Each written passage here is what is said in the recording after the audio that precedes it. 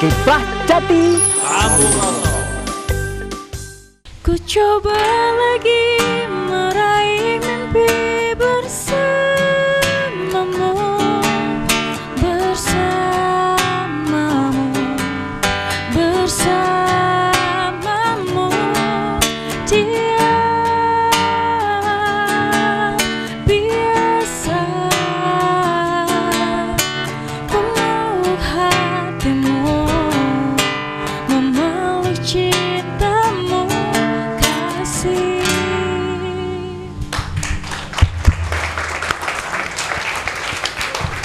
Terima kasih para penonton Dhamma TV yang kami muliakan. Salam sejahtera. Sudah barang tentu sebagaimana harapan kita semua, titah dan makhluk di muka bumi ini, semoga semua makhluk di jagat raya dalam keadaan damai, tentram dan sejahtera. Kita berada di tengah-tengah adik-adik kita yang ceria-ceria, ganteng-ganteng, cantik-cantik. Dan memang inilah salah satu keluarga besar dari Universitas Merdeka di Malang ini yang khusus dalam jurusan komunikasi. Dan terima kasih kita bertempat, ini adalah kantor atau tempat milik Provinsi Jawa Timur, karena Provinsi Jawa Timur akhir-akhir ini income per kapitanya sudah iring-iringan kejar-kejaran dengan DKI sebagai ibu kota negara sana.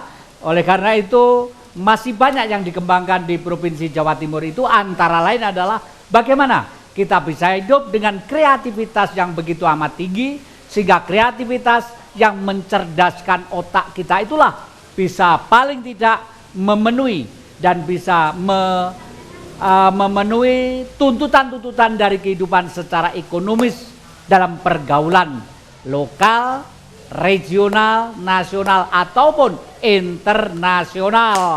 Nah, tepuk tangan.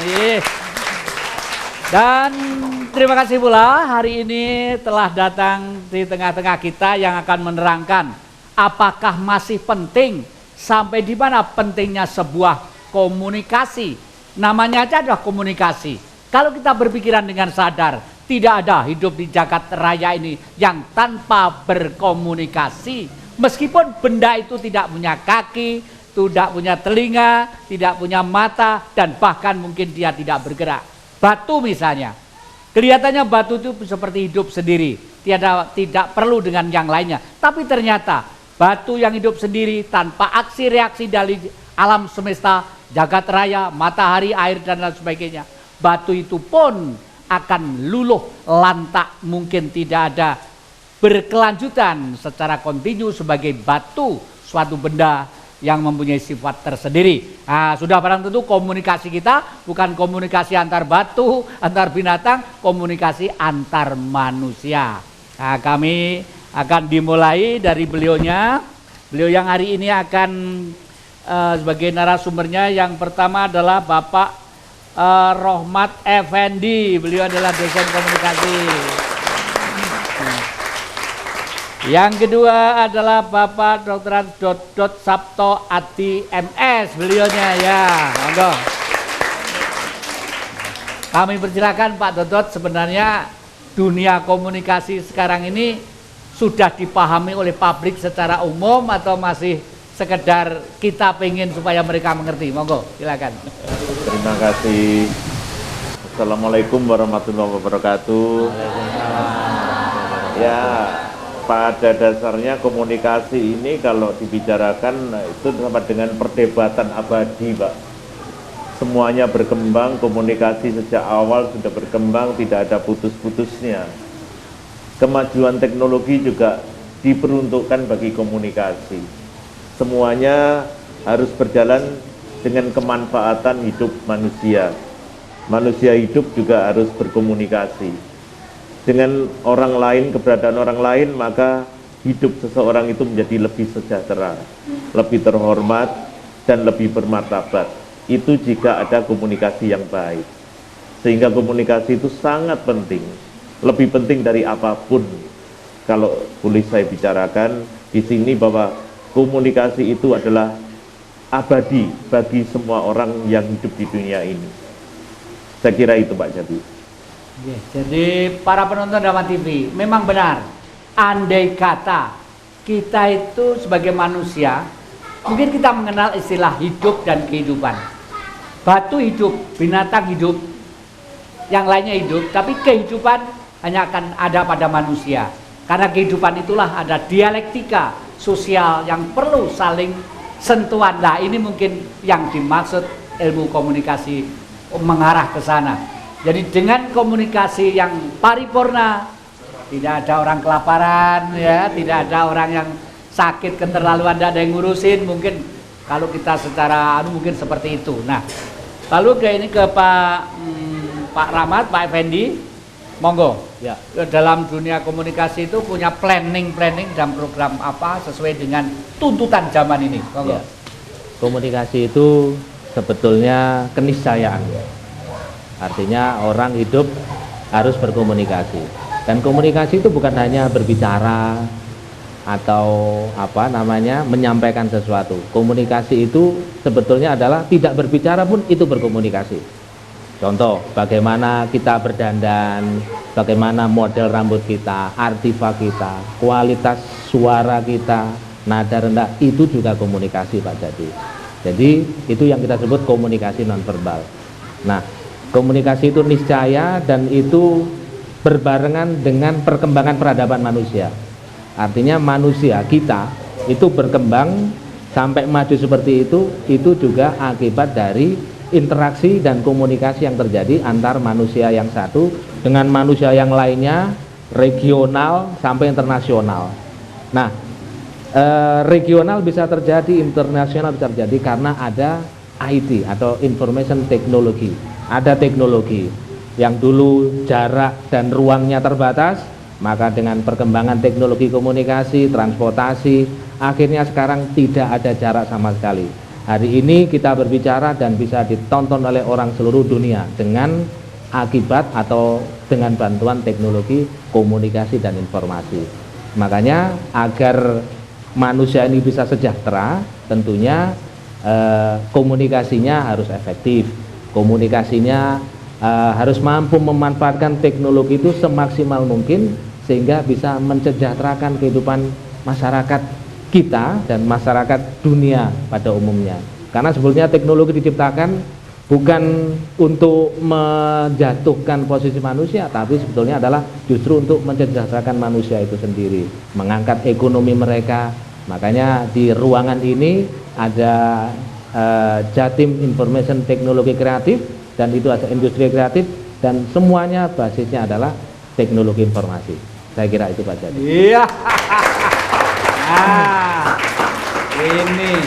ini adik-adik dan saudara-saudara yang muda-muda yang di rumah.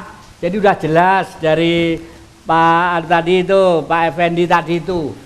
Teknologi itu harus mengangkat manusia jauh lebih efektif, lebih ringan, lebih mudah, lebih ekonomis. Ada yang mempunyai HP malah lebih bodoh daripada sebelum mempunyai HP itu banyak ya. Karena apa? Mungkin karena fokusnya diperalat oleh alat teknologi lah. Teknologi adalah penunjang supaya kita bisa survive untuk menghadapi semua problem permasalahan yang ada di depan kita, paling tidak seperti itu. Lalu ke Pak Dodot.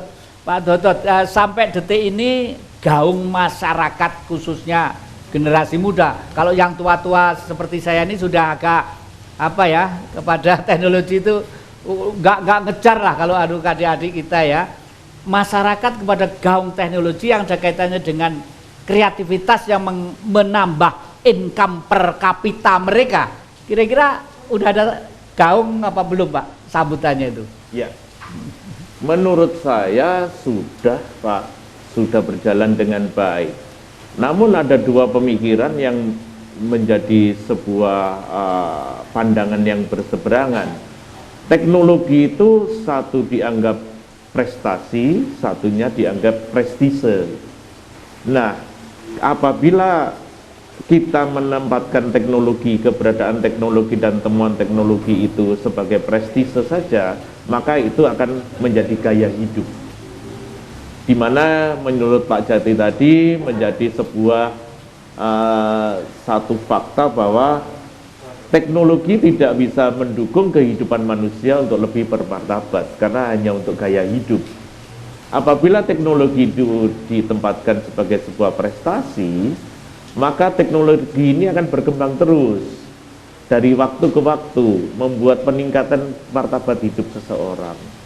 Nah, gaungnya sekarang bahwa teknologi itu sudah menjadi sebuah alat yang dipastikan tidak lagi bisa dilepaskan untuk mendukung setiap gerakan manusia dalam melakukan perubahan. Satu, perubahan ekonomi, perubahan kesejahteraan, dan segala macamnya. Sekarang tidak mungkin seseorang dipisahkan dengan teknologi. Itu adalah perkembangan budaya. Semua menjadi berkembang, semuanya tumbuh, dan kita tidak bisa menghindari fakta itu bahwa semuanya karena teknologi. Kita tidak lagi bisa berhubungan dengan dunia luar tanpa teknologi. Semuanya menjadi acuan kita bersama bahwa hanya teknologi informasi pada lapisan jalan yang ketiga yang sudah diprediksikan sejak awal bahwa siapa menguasai teknologi informasi, dialah yang akan menguasai dunia. Saya kira itu satu gambaran yang lebih tegas mengenai gaung dari perkembangan teknologi informasi. Memang ya. Ya, memang kalau dulu sebuah organisasi yang namanya perseroan terbatas PT, kalau rapat nunggu anggotanya ngelumpuk di satu meja. Sekarang sudah tidak lagi, Pak, Tidak ya. lagi. Sekarang yang satu mungkin pimpinannya ada di Kutub Utara, ya toh. Mungkin bendaharanya ada di London, Inggris. Mungkin bagian humasnya ada di Australia. Cukup lewat teknologi. Ya. Iya, memang betul, Pak, ya. Sekarang bapak-bapak yang tukang becak sama melijo itu nggak punya HP, itu udah ketinggalan dengan yang lainnya. Yuyem, tolong bawakan bayem ya, 2 unting. Oh, iya Bu, gitu ya. Memang betul, itu satu contoh kecil. Nah, Pak Effendi, tadi Pak Effendi cerita bahwa komunikasi tidak harus dengan bahasa. Komunikasi mungkin non verbal, gitu. Nah, kira-kira contoh-contoh apa yang itu? Jangan dijawab sekarang, Pak Effendi. Nanti akan kita jawab bahwa bagaimanapun komunikasi harus kita sadari karena kita diberi panca indera untuk berkomunikasi, real, visual atau audio atau video atau aksara atau apa saja. Lah, para penonton Dhamma TV yang kami muliakan, begitu menarik hari ini kita bongkar sampai tuntas supaya kita paham tentang komunikasi. Jangan kemana-mana, masih dalam semangat Kiprah Jati. Iya, terima kasih. Cinta yang tulus untukmu takkan pernah lekang oleh waktu. Rasa cinta yang kuberikan untukmu setulusnya, sepenuhnya. To telling I love you, I am torn to do what I have to make you mine, stay with me the night. Ya, terima kasih. Terima kasih.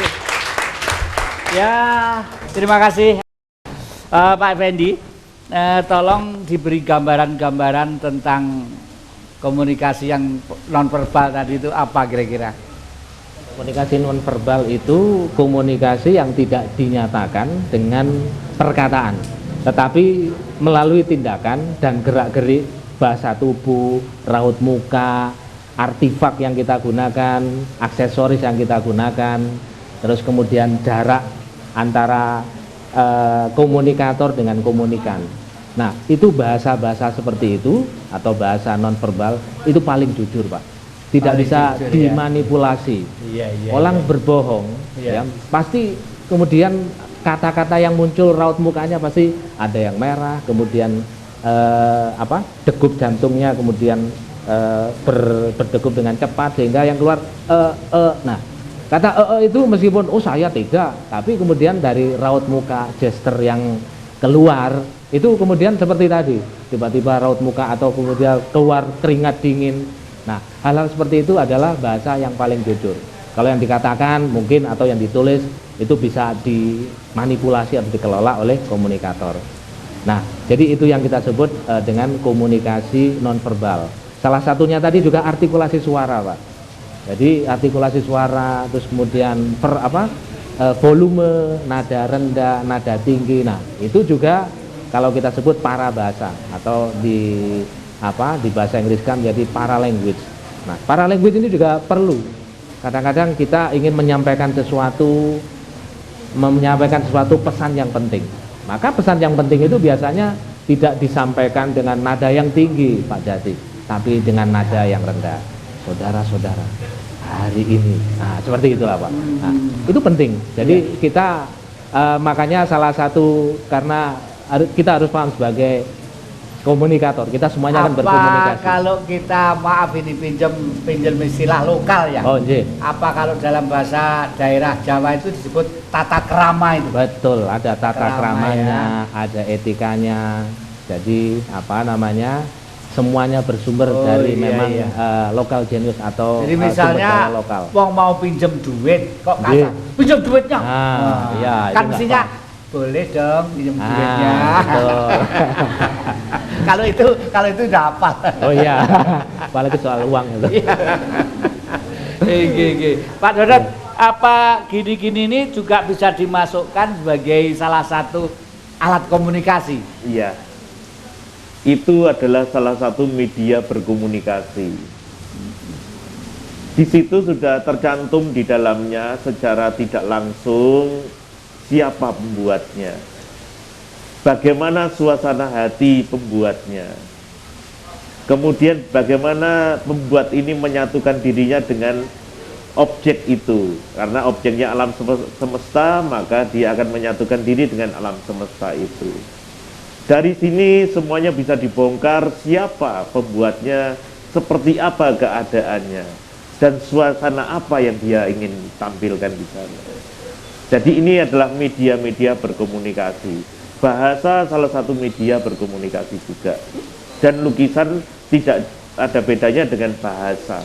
Namun tidak dalam bentuk huruf dan segala macamnya, tapi bisa dalam bentuk tata warna, dalam bentuk desain, dalam bentuk tata krama berkomunikasinya dia itu yang saya maksudkan. Gitu. Jadi hanya satu lembar ini bisa bermakna, bisa siapa aja menonton sesuai dengan kreativitas dan kacamata mereka masing-masing ya. Masing-masing. Waduh, begitu dahsyatnya ya. Sekarang kita akan ke adik-adik ini. Adik-adik ini tolong pengalaman setelah adik-adik ini menerima ilmu komunikasi dari Universitas Merdeka itu. Bagaimana ini? Monggo silakan ya. Namanya sekalian, Mas. Ya, perkenalkan, nama saya Iksan Muhammad Abdu. Asal saya dari Sorong, Papua Barat, jurusan Ilmu Komunikasi semester 6 di Universitas Merdeka Malang. Ya, yang ingin saya tanyakan seperti ini. Segala aspek kehidupan manusia berhubungan dengan komunikasi. Dan komunikasi ini sangat ditunjang dengan kehadiran teknologi yang sudah sangat canggih hingga saat ini. Kita melihat salah satu contoh kasus kehadiran BlackBerry. Maka angkatan kami biasanya sering menyebutnya dengan suatu kasus BlackBerry Addict Syndrome, di mana ketergantungan manusia dengan BlackBerry bahkan menghindari kontak sosial yang jelas-jelas ada di depannya dengan memandang BlackBerry. Kita berbicara dengan orang yang sedang BBM-an, kita ibaratnya menjadi obat nyamuk. Perhatiannya lebih cenderung menuju ke BlackBerry daripada menuju ke orang yang berbicara. Pertanyaan saya, apakah dengan kemajuan teknologi saat ini akan memperkecil ruang gerak komunikasi, dalam artian komunikasi secara langsung? Soalnya dengan kehadiran internet, salah satu contohnya, manusia menghindari kontak sosial. Saya kalau punya internet di dalam kamar, saya tidak bakal pernah keluar kamar. Nah, dengan kehadiran teknologi, apakah efisiensi komunikasi, ruang gerak komunikasi terhadap sesama manusia masih bisa terjalin dengan baik? Terima kasih. Assalamualaikum warahmatullahi wabarakatuh. Ya, Ayo, yang lainnya sekarang ayo. Monggo. Baik, selamat sore. Nama saya Chandra Alexander Semamora.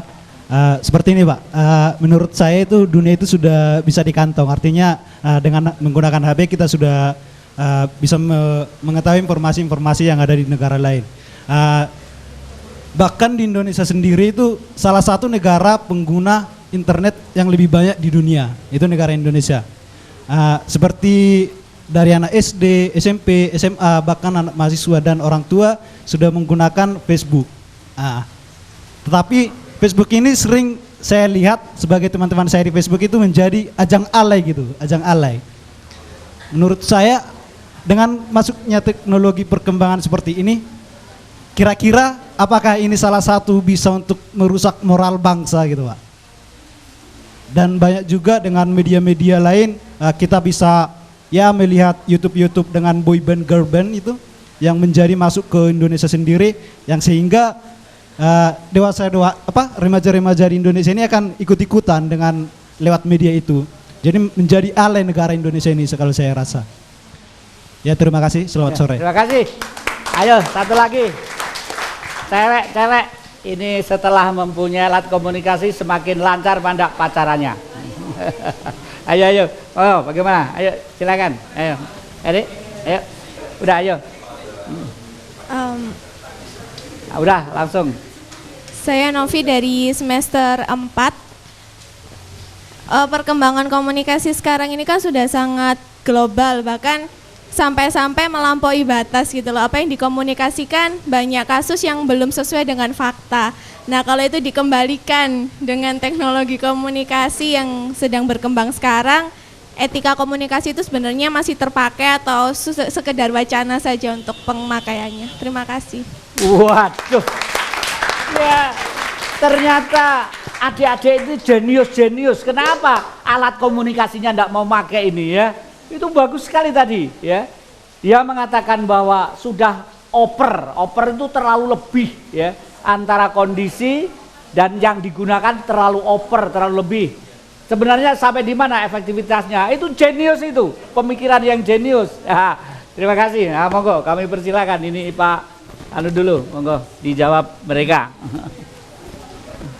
Soal yang pertama berkaitan dengan penggunaan BlackBerry atau media komunikasi yang memiliki dampak buruk terhadap interaksi sosial masyarakat, bahkan bisa mengurangi interaksi masyarakat dengan anggota masyarakat yang lainnya. Orang menjadi lebih nikmat berinteraksi dengan alat. Alat ini menjadi segala-galanya dan menguasai hidupnya sehingga lupa untuk berinteraksi dengan manusia yang justru itu adalah hakikat dari peradaban manusia. Artinya manusia itu dibentuk karena dia bisa berinteraksi secara langsung, tatap muka langsung. Nah, kenapa terjadi hal seperti ini? Nah, kalau ditanya seperti itu maka jawabannya adalah satu, ya itu ekses. Artinya maka ekses ini bagaimana menguranginya? Cara menguranginya adalah ya tetap bisa mengelola dan bisa menguasai teknologi itu, sehingga jangan sampai teknologi ini menguasai dan mengurangi bagian dari peradaban kita. Untuk sementara jawabannya jangan sampai kita yang dijajah teknologi. Kata Pak Effendi, para penonton drama TV yang kami muliakan, tanpa teknologi mungkin kita tidak bisa survive menghadapi suatu kehidupan. Tetapi tadi sudah dijelaskan, jangan sampai kita dijajah oleh teknologi lalu menjadi terpuruk jauh ke belakang daripada sebelum ada teknologi. Jangan kemana-mana, masih tetap terus kita bedah dengan semangat Kiprah Jati. Iya, terima kasih. Darling, don't be afraid. I've loved you for 1,000 years. I love you for 1,000 more. Down along, I believe I will find you. Time is bright and hard to me. I have loved you for 1,000 years. I love you for 1,000 more. Kau yang terakhir dalam hidup.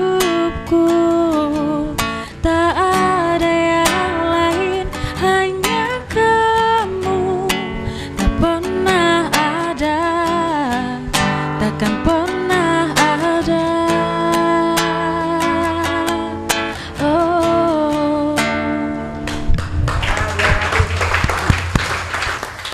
Oh. Pak Dodot bisa dilanjutkan sedikit sebelum Pak Effendi, sebelum dilanjutkan Pak Dodot nambah, monggo silakan. Pak Effendi dulu atau? Gih, langsung Pak Dodot aja, gih. Baik, untuk melengkapi apa yang disampaikan oleh Pak Rahmat tadi, bahwa benar kita tidak perlu khawatir sebenarnya. Tidak perlu khawatir bahwa kita akan kehilangan jati diri ketika teknologi menguasai diri kita sendiri. Karena kita sendiri sudah punya filter sebenarnya, yang sudah ada dan secara alami bersama dengan kehidupan kita. Kita tidak perlu takut kehilangan etika diri ketika penguasaan teknologi ini begitu mendesak atau mendera pada diri kita gitu. Kita tidak perlu takut untuk berinteraksi kembali dengan orang lain ketika teknologi itu membuat kita terbelenggu gitu. Nampaknya yang perlu kita belajar ke depan adalah bagaimana kita memposisikan diri kita secara tepat bersama-sama dengan perkembangan teknologi itu sendiri. Apabila kita bisa mengembangkan diri dengan teknologi, keberadaan teknologi itu, maka kita tidak akan pernah dikuasai oleh teknologi. Interaksi manusia, kehidupan manusia akan berjalan seperti biasa. Tidak ada yang perlu ditakutkan. Pada hakikatnya teknologi itu diciptakan untuk kesejahteraan, bukan untuk menguasai hidup manusia. Nah, untuk itu mari kita berkembang dengan teknologi itu. Seperti di gedung ini juga dikembangkan untuk kehidupan manusia, untuk kesejahteraan manusia ke depan gitu. Disinilah akan terjadi pusat pengenalan teknologi, memanfaatkan teknologi untuk kebutuhan kesejahteraan kita ke depan. Nah, untuk itu saya kira kita harus lebih merdeka daripada teknologi itu sendiri, saya rasa. Iya. Memang adik-adik, ada suatu contoh yang akhir-akhir ini ada di negeri kita. Pada waktu KTP itu masih diketik secara manual. Pemilihan umum itu banyak yang satu orang itu mempunyai 15 KTP. Ganti nyoblos ke sana, nyoblos ke sana, nyoblos ke sana. Tetapi setelah ke KTP, ya, ternyata justru dilihat secara langsung orang seluruh Indonesia. Yang nyoblos siapa, yang belum siapa itu sekaligus langsung kelihatan. Itu salah satu contoh saja. Jadi memang tepat sekali bahwa bagaimanapun teknologi tidak akan bisa kita tolak, karena teknologi itu adalah hasil karya dari manusia itu sendiri. Dan kita pengen melihat fondamen dasar bahwa teknologi itu tidak akan meluluh lantakkan kita, tetapi justru akan mempererat kita. Oleh karena itu marilah kita tetap berkepribadian dalam kebudayaan sebagai bangsa Indonesia, tapi IQ-nya cerdas-cerdas karena bergaul dengan teknologi dan informasi yang begitu maju, modern dan mapan. Pak Dodo tadi kurang lebih seperti itu. Nah, Ki Endarwanto ini beliau itu yang mencermati dawuh itu firman ya dari leluhur ya. Ini yang begitu beliau amat mencermati lah. Ki Endarwanto, teknologi dengan kehidupan manusia, khususnya anak-anak generasi kita yang akan datang itu hit lainnya atau saya bukan hit lain, relnya itu stasiun sini ke stasiun sana itu kira apa? Monggo, silakan. Baik Ki Jati, pemirsa Dhamma TV, pada saat kita berbicara tentang komunikasi, ya, maka satu hal yang tadi mestinya kita tidak bisa lupa, bahwa filter itu akan berguna. Ini kalau Pak Dodot sama Pak Effendi tadi, kita tidak khawatir kehilangan. Tapi justru kita di alam realitas ini kita sudah kehilangan filter itu sendiri. Ya. Jadi satu contoh, sistem pendidikan kita ini tidak sistemik. Jadi yang mengajar mata kuliah tertentu atau materi tertentu, ya dia hanya mengajarkan itu saja. Tetapi tidak membawa serta nilai filosofi dasar kepribadian bangsa ini. Ini yang kurang ketika kita ini berhadapan dengan teknologi.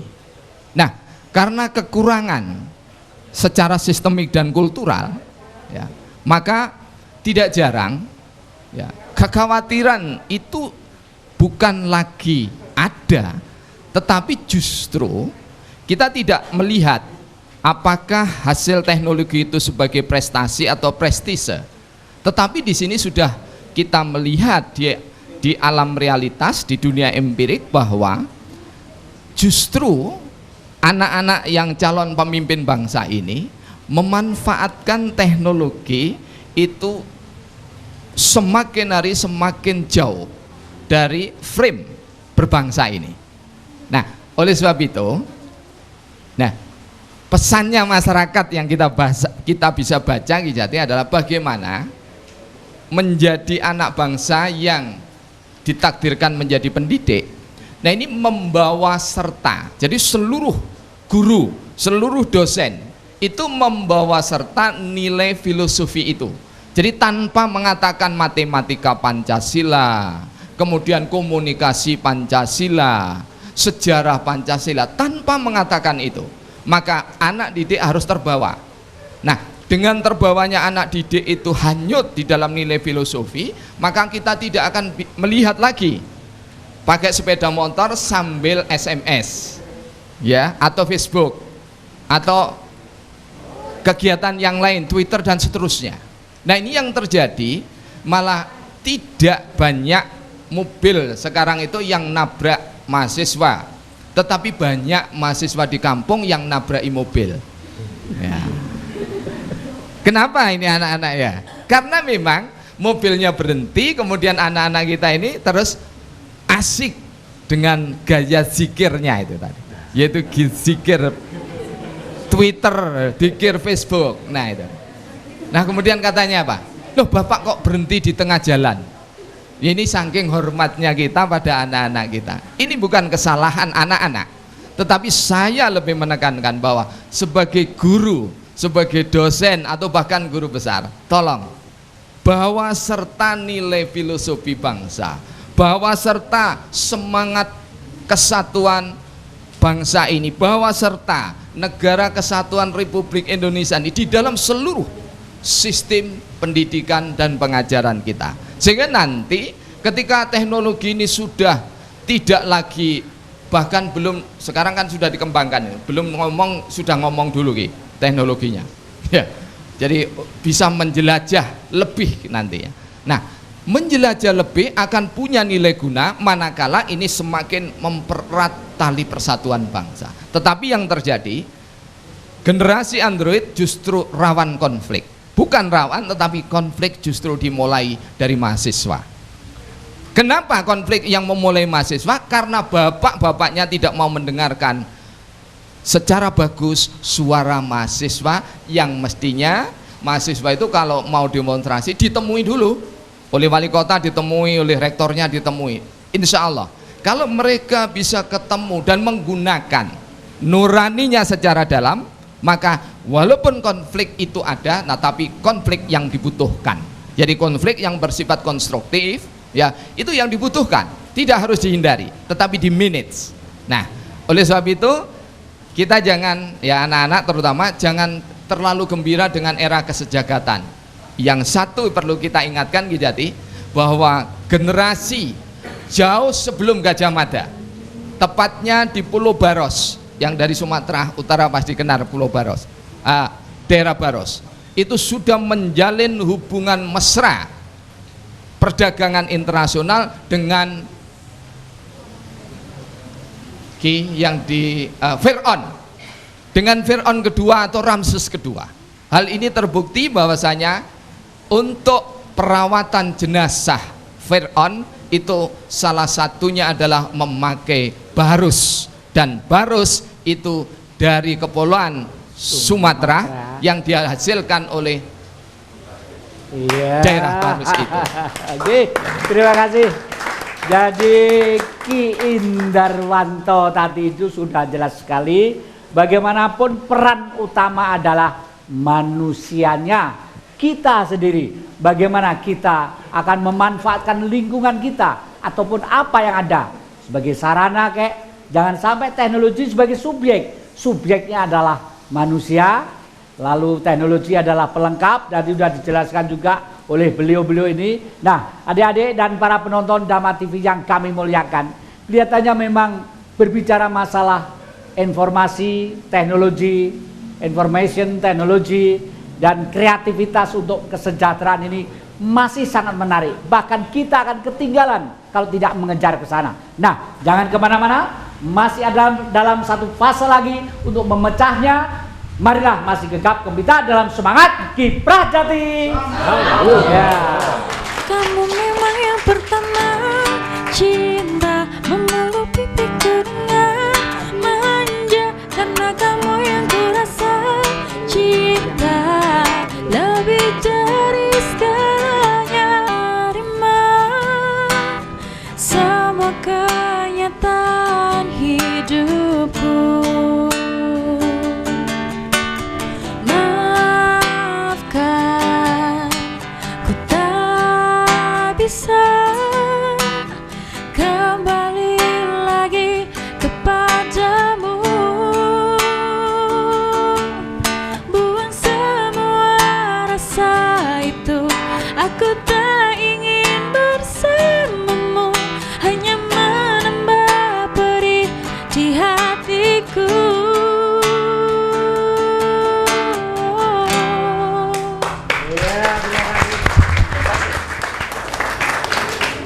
Jadi semakin lama semakin gamblang. Oleh karena itu mesti dalam dialektika sejarah sering disebut dengan istilah subjek, objek, pelengkap, pelengkap penderita.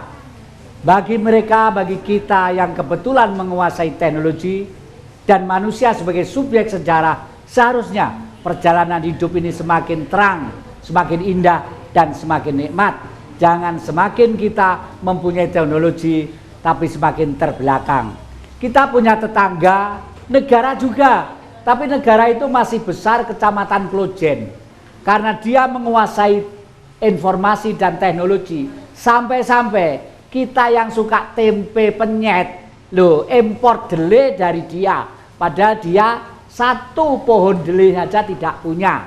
Garam, kita negara nomor 2 yang pantainya terpanjang setelah Kanada, mestinya garamnya melimpah ruah. Kita juga impor garam, gara-gara kita, ya maaf pakai bahasa agak konyol, idiot teknologi, ya toh. Jadi hanya berkayal, berkayal, dan berkayal. Oleh karena itu kita yang tua-tua ini melihat adik-adik, anak-anak kita yang cantik dan ganteng-ganteng akan bergelut dengan ilmu teknologi, mudah-mudahan menunjang kesejahteraan masa depan yang lebih gemilang lagi untuk bangsa kita. Nah, tetapi bicara masalah bercorak ragam teknologi informasi, manusia meskipun subjek kadang-kadang menjadi alat juga, alat komunikasi, alat informasi. Misalnya artis film. Nah, artis film itu kan dia wayang saja, dijadikan pengemis ya pengemis, dijadikan jenderal ya jenderal, dijadikan macam-macam ya macam-macam. Nah, saya pengen tanya, kira-kira itu ada Pak Agus Hartono itu, pimpinan Parvi, Persatuan Artis Film di Malang Raya ini. Dengan teknologi dan artis film perkembangannya bagaimana dan permintaan Anda apa? Silakan Pak Hartono. Terima kasih Ki Jati. Selamat sore pemirsa Dhamma TV di rumah. Berbicara masalah komunikasi, saya kira film pun juga salah satu bagian dari alat penyampaian informasi dan komunikasi. Karena apa? Karena di dalam era sekarang, film bukan hanya sekedar tontonan, tetapi juga kalau zaman sekarang juga untuk alat promosi. Terlebih film-film yang zaman sekarang, kita bisa melihat film Laskar Pelangi, di mana syuting di daerah waktu itu di daerah Blitong. Zaman dulu kan belum dikenal, tetapi semenjak tempat di Blitong dibuat untuk pembuatan film Laskar Pelangi, maka daerah itu akhirnya dikenal, bukan hanya di Indonesia, bahkan di dunia. Begitu juga waktu Julia Robert produksi film di Bali, maka gaungnya Bali ini bukan hanya di Indonesia tapi di seluruh dunia. Jadi maksud saya film ini memang sangat luar biasa. Di samping memang untuk komunikasi, juga alat untuk menyampaikan Iya, sesuatu. terima kasih. Jadi kalau jurusan komunikasi Universitas Merdeka Malang pengen memanfaatkan artis film, langsung aja ke Pak Agus untuk praktek. Dan ini ada kaitannya dengan ekonomi kreatif dan sekaligus kita kenalkan bangsa ini di forum internasional. Dan memang betul, karena film, karena audiovisual lah orang menjadi kenal, tidak dicinta kalau tidak disayang kalau dia tidak kenal. Nah, yang ada kaitannya dengan ekonomi kreativitas, kira-kira sekarang ini apa Pak yang mulai dirintis dari khususnya pemerintah Jawa Timur atau Bapak-bapak sebagai subjek komunikasi ini? Ya. Nah sih, potensi ekonomi Jawa Timur ini luar biasa Pak, besar. Semuanya masih tersedia dan belum digali sepenuhnya. Namun yang perlu diketahui bahwa teknologi informasi ini sangat dibutuhkan dalam rangka untuk menumbuh kembangkan dan menyangga perkembangan ekonomi di provinsi ini, di regional, untuk bisa menyatu dengan tingkat nasional dan juga di tingkat internasional. Karena potensi ekonomi di Jawa Timur ini sangat dibutuhkan oleh internasional. Itu pada hakikatnya demikian. Namun apabila tidak ditunjang dengan teknologi informasi atau kreatifpreneur, wirausaha yang berbasis dengan teknologi informasi, maka ini akan melambat. Jalannya akan terus merangkak, tidak bisa melaju. Sedangkan pertumbuhan ekonomi Jawa Timur sendiri sudah menyamai DKI dan sebentar lagi sudah akan mendahului. Dan pastinya kemarin sudah bisa tercatat sampai 7,8% pertumbuhannya. Nah, ini sangat dibutuhkan industri-industri kreatif yang berbasis teknologi informasi. Saya kira itu. Ya, mau nambahin Pak, pesan-pesan dan Pak Effendi? Oke. Dan harapan-harapan? Berkaitan dengan ekonomi kreatif tadi, sebetulnya peluangnya sangat banyak. Contoh, wirausahawan sekarang ini, ya, terutama yang berkaitan dengan industri kecil, itu perlu pemasaran, Pak. Nah, pemasarannya apa? Pakai Facebook bisa, membuat blog bisa, dan itu sudah terjadi. Di Jember itu ada satu desa, Pak, yang usahanya dan dapat pesanan tidak hanya dari Jember saja, tapi dari pesanan-pesanan dari internasional. Kenapa? Karena mereka menggunakan media internet sebagai sarana untuk jual beli secara online. Nah, bisnis online itu sekarang sudah menjamur, dan itu adalah salah satu manfaat dari teknologi yang harus kita maksimalkan. Nah, berkaitan dengan komunikasi, maka kalau kita ingin menjadi komunikasi yang efektif, maka salah satu caranya adalah mari kita mengembangkan kepekaan atau daya empati kita kepada orang lain. Pahami mereka, keinginan mereka seperti apa, atau bahasa komunikasinya know your audience. Pahami audiens Anda, khalayak Anda, dengan pengetahuan itu kemudian manfaatkan untuk memotivasi mereka. Nah, berkaitan dengan teknologi informasi, memanfaatkan teknologi informasi, maka teknologi harus kita manfaatkan. Jadi jangan sampai, contoh tadi, sekarang contoh teman-teman yang memiliki gadget yang bagus, ada HP, ada kamera, manfaatkan itu untuk kesejahteraan sebagai sarana informasi. Silakan dikirim hasil audionya, hasil gambarnya ke salah satu televisi nasional yang itu ada white shot atau citizen journalist. Jadi sekarang ini semua kita wartawan, Pak Jati. Artinya tidak ada lagi wartawan itu harus sekolah komunikasi, tidak. Orang yang tidak komunikasi, tidak belajar komunikasi, tapi dia punya kamera, ada video, ada peristiwa-peristiwa yang bernilai bagus, nah itu bisa direkam, kemudian dikirim, dan itu adalah dampak dari memang teknologi komunikasi. Jadi sekarang yang menguasai media itu bukan lagi pemilik, tapi semua warga.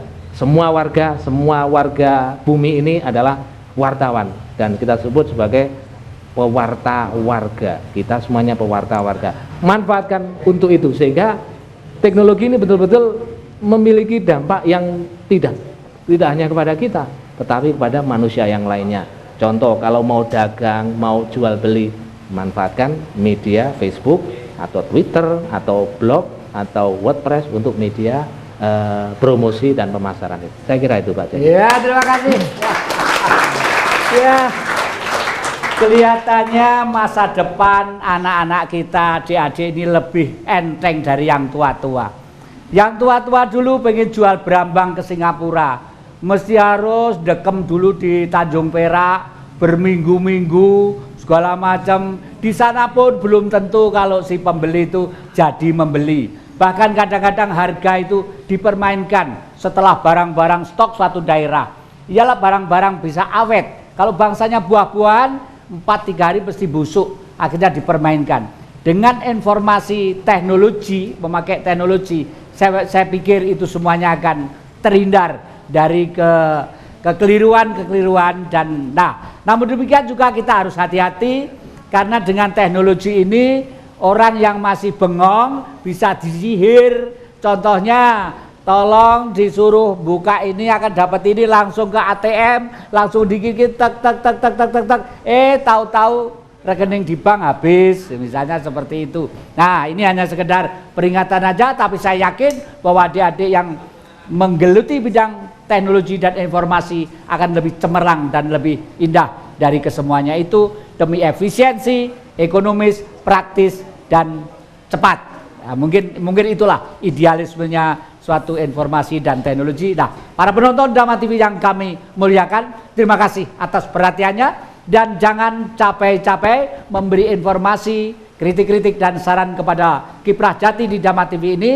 Dan jangan lupa kita tetap berkibar setiap hari Minggu jam 7 sore dan selalu diulang hari Senin jam 12 siang dengan semangat gegap gempita Kiprah Jati. Ya, terima kasih.